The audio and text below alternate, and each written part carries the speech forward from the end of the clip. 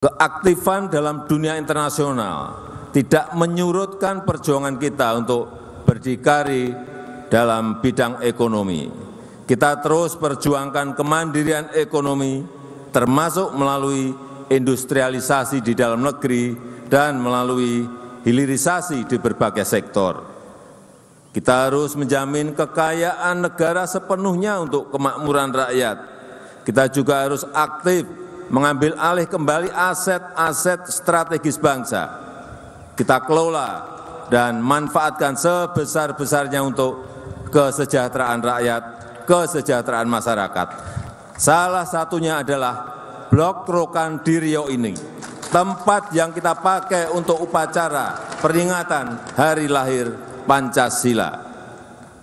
Setelah saham mayoritas Freeport kita ambil alih, kemudian kita ambil alih Blok Rokan ini di Dumai, yang merupakan blok migas paling produktif dalam sejarah perminyakan Indonesia.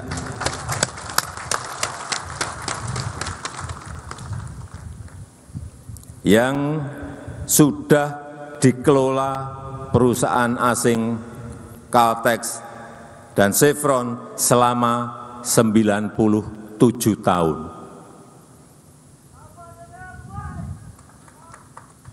Kita harapkan kehadiran Pancasila sebagai pembebas dari ketergantungan kita pada pihak asing.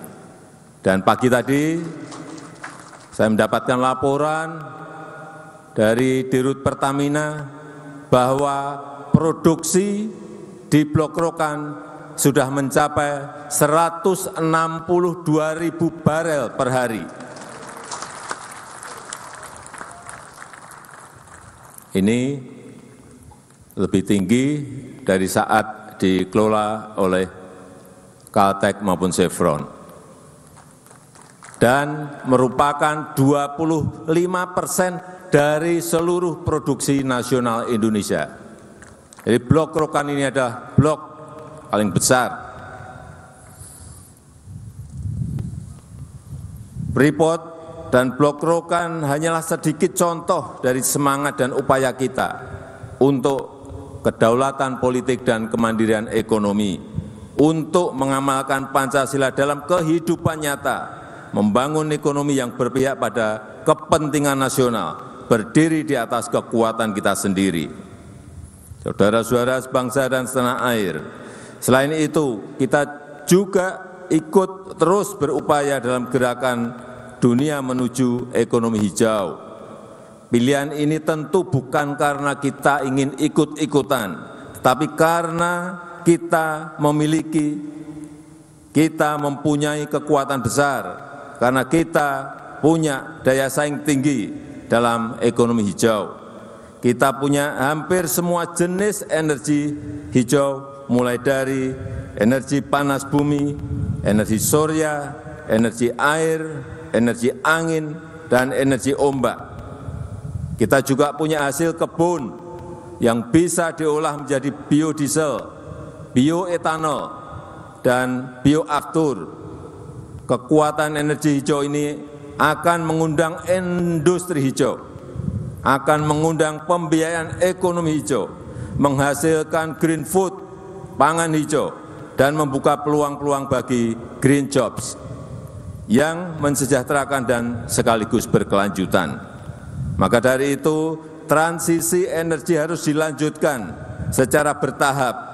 Kita harus mempercepat transisi energi menuju energi hijau.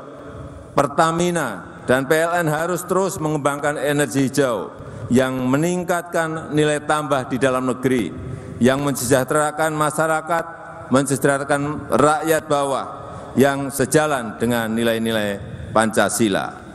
Saudara-saudara sebangsa dan setanah air, di tengah perkembangan zaman ini, nilai-nilai Pancasila harus diaktualisasikan dan diwariskan dalam perilaku nyata, dalam kebijakan-kebijakan nyata yang jelas hasilnya, yang nyata dirasakan manfaatnya oleh rakyat. Kini demografi Indonesia didominasi oleh generasi Y, generasi milenial, generasi Z, Gen Z, dan generasi Alpha.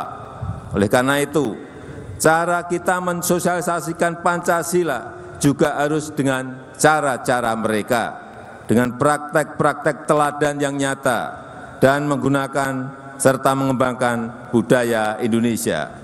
Saya mengajak seluruh rakyat Indonesia untuk terus memegang teguh nilai-nilai Pancasila, menunjukkannya dalam ucapan, perilaku, dan kebijakan yang berpihak nyata kepada seluruh rakyat Indonesia dan menjadikan Indonesia berwibawa di mata dunia.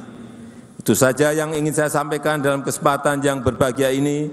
Semoga Allah Subhanahu wa taala selalu meridhoi ikhtiar kita untuk menjaga Pancasila, menjaga NKRI. Terima kasih. Wassalamualaikum warahmatullahi wabarakatuh.